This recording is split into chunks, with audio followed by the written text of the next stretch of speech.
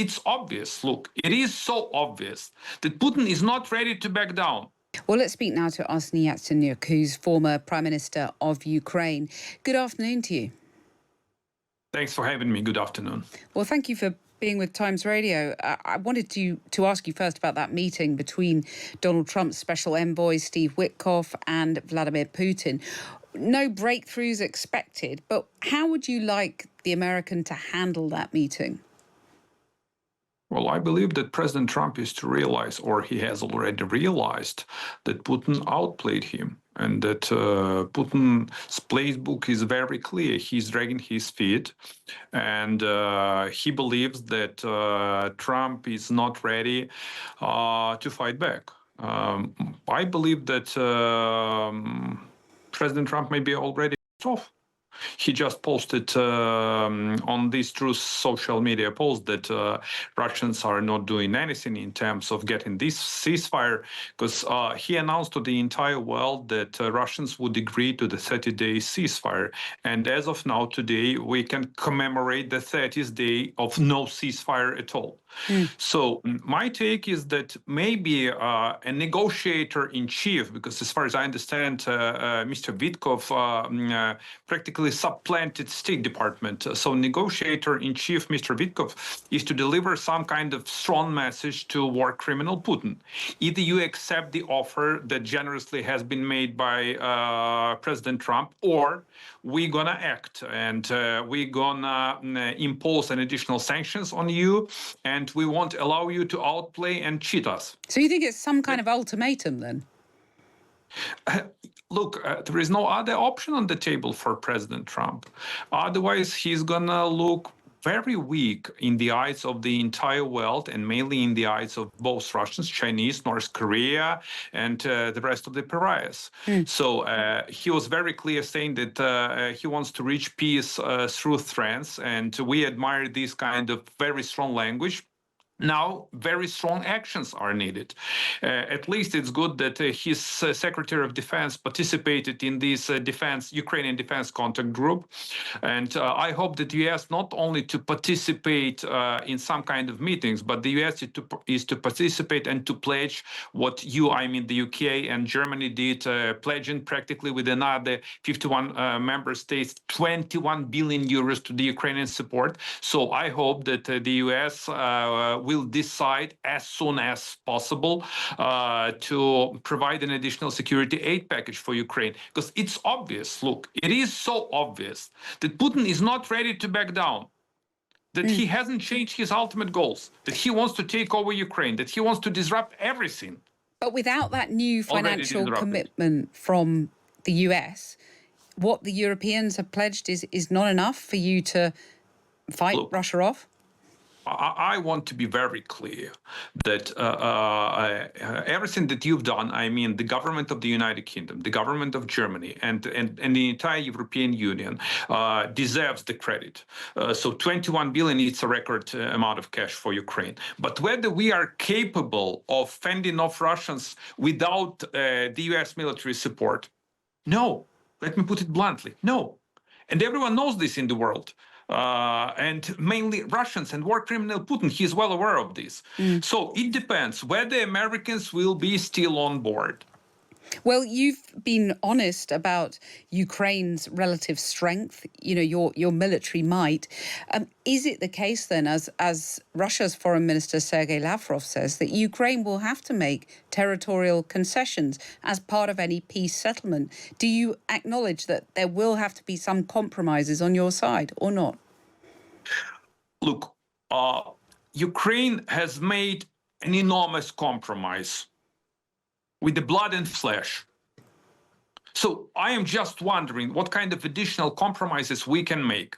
Where we will never cross the red line. And the red line for Ukraine is we will never legitimize any kind of illegal annexation or illegal conquer of Ukrainian territory by Russia. Including Crimea. We will never accept any kind of demilitarization of Ukraine. And we would never accept any kind of terms and conditions of this surrender agreement that have been proposed by Russians in 2022 in Istanbul. So does that include Crimea? So it includes everything, because otherwise, Russians believe that using Ukrainians, they can completely and entirely undermine the global order and international law. No. Right. No, and once again, no. Okay. So you're very clear there, and Russia is very clear for their part. And Germany's defense minister has sort of summed up the situation today, saying that peace in Ukraine is out of reach, given Russia continues to bombard you. How soon do you believe you might see peace in your country? We have to fight for this peace. And as I say we, I mean an entire Western world and the free world.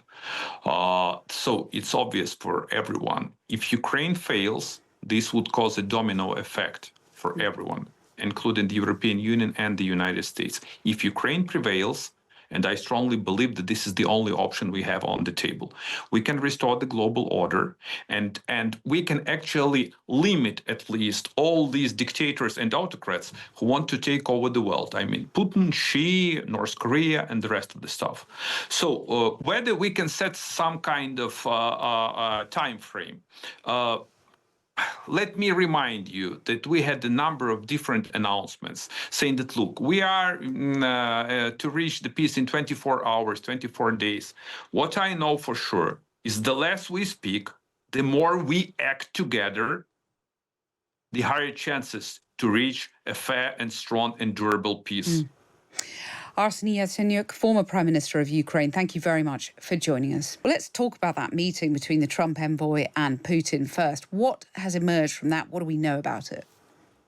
Well, we're just waiting to get the details, but obviously we've been waiting for a while for some sort of development between the Trump administration and the Russians. And the Europeans have said that, Trump really needs to secure a peace deal, because on the ground in Ukraine at the moment, the Ukrainians are really struggling. The Russians are escalating that war. They're taking advantage of basically lulling communications and making sure that they hit Ukraine as hard as they possibly can. And now this meeting in Brussels today has been about sending more weapons to Ukraine and making sure that they've got the best possible hand as they go into more negotiations. But obviously there's a lot of pressure on Trump to get Moscow to agree to some form of proper ceasefire that's actually going to be agreed by all sides. And the other meeting that's sort of been overshadowed by this Putin encounter, the Coalition of the Willing meeting, and more military aid pledged to Ukraine, but the US not actually in the room. Tell us about that. Yes, so Pete Hegseth dialed in from the US, and that was quite surprising to allies taking part. It wasn't actually clear earlier in the week whether he would be attending at all, and officials were waiting for the US to confirm whether he would. Now, the fact that he's not actually there in person is extraordinary, because the US has usually been leading this meeting, and it was actually last month that the first time that Britain led the meeting, and that was considered a step back from the US. So then the fact that he's not even bothered to turn up in person demonstrates the fact that the US clearly aren't as invested in providing weapons to Ukraine as they were during the previous administration. Well, and we have had these pledges of military aid from various European allies. How much clout have they got without a new commitment from the US?